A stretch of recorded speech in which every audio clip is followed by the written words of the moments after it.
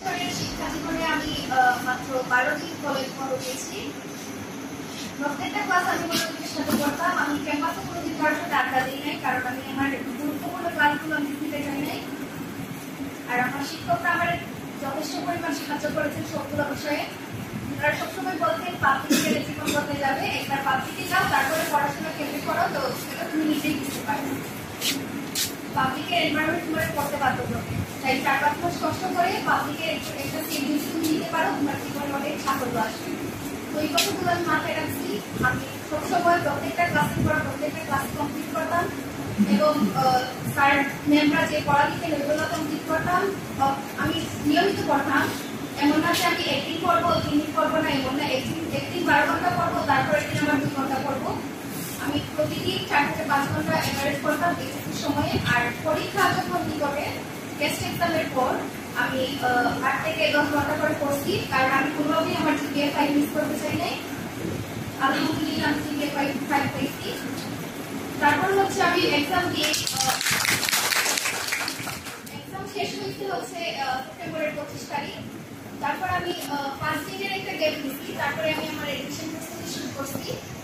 আমি ওই সময়টা কোনোভাবে মিস করতে চাই না, যে আমার একদিনের গ্যাপের জন্য যেন আমি একটা পাবলিক যেন মিস না করি, আমি যেন চান্স পাই। তাই আমি ডেইলি করছি, আমার জ্বর থাকার পর আমি করছি, কারণ আমি জানি আমার 1 ঘন্টা হলে পড়া লাগবে, নিয়মিত পড়তে হবে।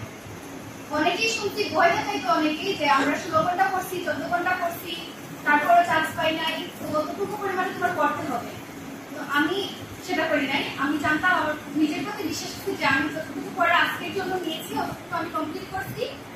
আমি নিয়মিত এভারেজ 7 থেকে 8 ঘন্টা করছি, আর এটা 5 মাস অব্যাহত ছিল। আমি এডমিশনের জন্য মূলত বাসায় থাকতে চাই নাই, আমি তাই সিলেট গিয়েছিলাম। আমার মা বাবার অনেক সাপোর্ট ছিল, ওনারা বলছেন যে তুমি পড়ো, তোমার যা লাগে, তুমি চান্স পাও কি না পাও এটা সমস্যা না, তুমি পড়ো কি না পড়ো, জাস্ট তুমি চেষ্টা করো, চেষ্টা করতে ক্ষতি নেই। আমি সিলেট গিয়েছি, আমি অ্যাডমিশন ফুল টাইম ওইখানে ছিলাম। একদিনের জন্য আমি আসি নাই, কারণ বাসাতে আসলে আমার নার্ভাসনেস কাজ করবে, প্লাস হচ্ছে পরিবারের কথা মনে পড়বে, তাই আমি 5 মাস ওইখানেই থাকছি। এক্সাম দেওয়ার পর আমার মনে হচ্ছে যে আমার এক্সাম আমি যথেষ্ট ভালো দিয়েছি, এবং আমি যদি চান্স না পাই তো কে পাইবো, এমন একটা কনফিডেন্স ছিল যে আমি করছি, আল্লাহ নিশ্চয়ই দিবেন। যে আমি ছাড়া আমি সবসময় দোয়া করতাম যে আল্লাহ আমি পরিশ্রম করছি, তো আমার জন্য আমি আমার ফলটা পাই। তো আল্লাহ আমার মনের আশা পূরণ করছেন আলহামদুলিল্লাহ। আর হচ্ছে আমার বাবা অনেক বেশি সাপোর্টিভ হওয়ায় যা চাই তাই পাইছি। তো আমার হাতে একটা মাত্র সুযোগ ছিল যে আমি তো এখন চাকরি করে আমার মা বাবাকে খাওয়াতে পারবো। এখন একটাই সুযোগ এই বয়সে বাবা মাকে কিছু দেওয়ার, আর সেটা হচ্ছে আমি একটা পাবলিকে চান্স পেয়ে আমার মা বাবার একটু গর্বিত করার সুযোগ পাইছি। তো সুযোগটা আমি কাজে লাগাইছি। সবাই আমার একই অনুরোধ, এই কলেজের শিক্ষার্থীরা আমি দেখেছি 8 মাস আগেও সবাই মানে ক্লাস করতে গিয়েও আগ্রহী না, কিন্তু আমাদের এত সম্মানিত শিক্ষক, এত ভালো টিচার, ওনারা প্রত্যেকটা ক্লাসের প্রতি তোমাদের থেকে আমাদের টিচাররা বেশি আগ্রহ প্রকাশ করে, যে সবসময় তোমরা যেন ক্লাস করবো, রেজাল্টটা আলটিমেটলি তোমাদেরই ভালো হবে, টিচাররা কোনো রেজাল্ট নিয়ে যাবে না। তো অনেকেই ক্যাম্পাসে আড্ডা দেয়, আয়সা আবার কলেজ থেকে চলে যায়, ক্লাস করে 1টা করে 3টা করে না।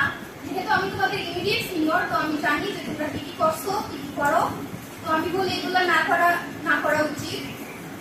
5-6 মাস কষ্ট করে আর 10 বছর পড়াশোনা করে জিপিএ 5 পাইলে তারপরে জিপিএ 5 কিন্তু ম্যাটার করে। তো একাডেমিক রেজাল্ট অনেক ভালো করতে হবে, না হলে অনেকে দেখা যায় যে ভাবে যে আমি জিপিএ 5 না পাইলেও পাবলিকে অনেকেই চান্স পায় জিপিএ 5 ছাড়া। তো ওদের মতো আমি হবো যে আমি 5 মাসে পরে পরবর্তীতে বেশি পড়বো, তারপরে আমি চান্স একটা বিশ্ববিদ্যালয়ে আমার চান্স হবে। ব্যাপারটা একদমই তেমন না। তোমার সর্বোচ্চ চেষ্টা করতে হবে যে তুমি জিপিএ 5 পাবা, কারণ জিপিএ এর উপরে মার্কস আছে। আর সবার প্রতি একটা অনুরোধ, সবাই পরীক্ষা দিবা, সবাই ঢাবির জন্য প্রিপারেশন দিবা স্পেশালি, কারণ তোমার যদি ঢাবিতে অনেকের সমস্যা হচ্ছে রিটেন পারে না। সবাই বলে যে রিটেন পারে না, তো আমি ঢাবিতে পরীক্ষা দিব না। রিটেন পারো না পারো এটা ব্যাপার না, কিন্তু তুমি ঢাবিতে পরীক্ষা দিবা, তোমার এক্সপিরিয়েন্স হবে। আর যদি তুমি আগে স্বপ্ন দেখবা, স্বপ্ন করে দেখবা, ছোট হলে একটা হলে পারবা। তো ঢাবিতে যদি পরীক্ষা দাও, তোমার অনেক দূরে তোমার কনফিডেন্স লেভেল গ্রো হবে। তুমি বুঝতে পারো যে আসলে আমি এটার যোগ্য না হলে আমি হচ্ছে বা অন্যান্য বিশ্ববিদ্যালয়গুলোতে একটা সিট হলে আমি পাবো। তো এইভাবে প্রিপারেশন নিবা। আর সময় নষ্ট করবা না। সবাই আমার সব পাশের আমি দেখছি, বাস তোমরা রাত থেকে অনেক ফোন ইউজ করো, যেটা আমি কখনোই করি নাই। আমি সবসময় রাত 11টার মধ্যে ঘুমাইবার ট্রাই করি, এখনো করি। সকালে উঠি, আর আমি আসলে দিনের বেলা পড়তে বেশি পছন্দ করি রাতের চেয়ে। রাতে 3-4 ঘন্টা পড়লেও আমি দিনের বেলা মোস্ট অফ দ্য টাইম পড়ি।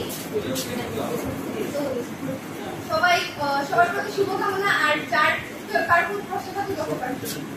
আপু, আপনি যে ঢাকা বিশ্ববিদ্যালয়ে চান্স পেয়েছেন, তো আমি জানতে চাচ্ছি ইনটেকটা আপনি কত ঘন্টা করে পড়েন?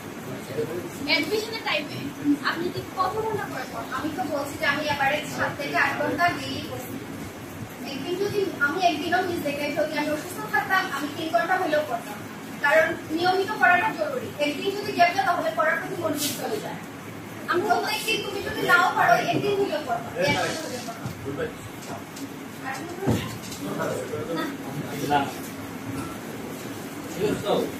সর্বশেষ আমি আমার শিক্ষকদের প্রতি